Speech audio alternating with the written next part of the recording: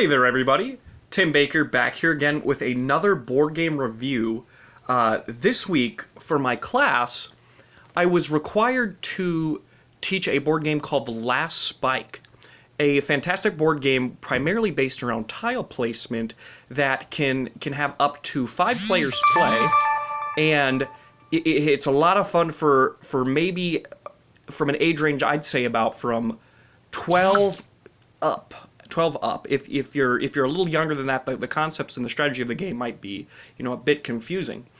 This was my first time going through The Last Spike, and it was extremely fun. I had a lot of fun playing it, and I think getting into the meat and potatoes of it all, I think, like usually, I'm going to start out with the rules of the game. So the rules of the game are basically this. You have to track tile places from Cincinnati to St. Louis while collecting money along the way. The objective is to have the most money by the end of the game.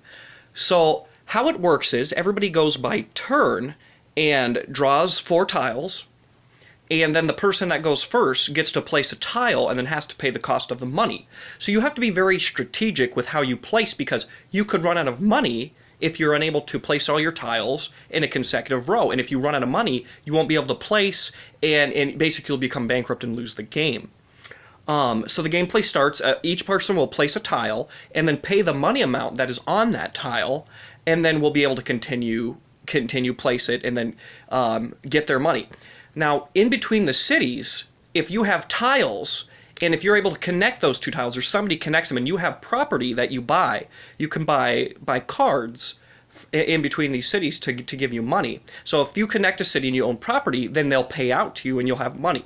So you'll want to place and then buy property in the most strategic line that you see building from St. Louis to Cincinnati. Obviously, there's cities in between that connect and get you property.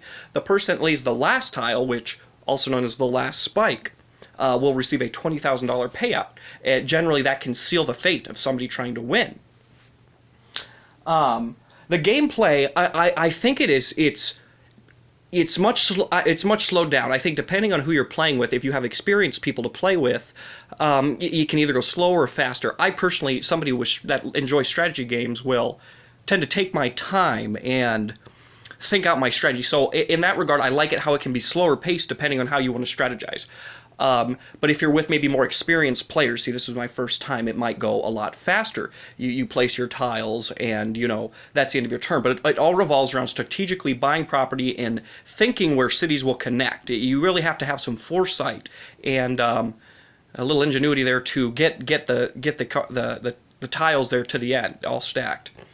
The technology, so while I've been playing a lot more advanced board games, some games that, include iPads or your phone maybe even, or little sound devices, this game, it really didn't have that. What you saw from this was, it really takes it back to the simpler days of just a little square tile piece playing cards in a board, which you might think in today's day and age that wouldn't be very fun, but actually to the contrary, it was extremely fun because of the solid gameplay, the solid strategy with the game. You didn't need all this convoluted rigmarole that all these more modern games have. While those are nice, I'm not taking away. It was kind of refreshing and nice to play a game that revolved around a playing card, a board, and then just your plastic tiles.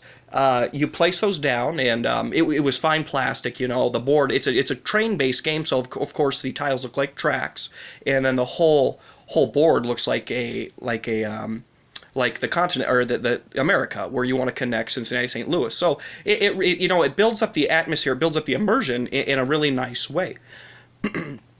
And for the last category, I think I'll talk about overall fun. I had a blast playing this. I personally love strategy games. That's one of my number one things. So if you, or maybe your group of friends, are looking for a very nice strategy game where it's competitive, it can either be high octane or maybe even slowed down to whatever preference or what you like, you can really do that nicely. I would recommend this, like I said, to anybody from the ages of 12 and up, because I think that strategy required would be a bit much for other gamers. But solid recommendation, 9 out of 10 from me. Give it a shot. Let me know what you think. Leave a comment down below. We'll catch you next time. This was Tim Baker's Board Game Review. Thanks for tuning in, folks.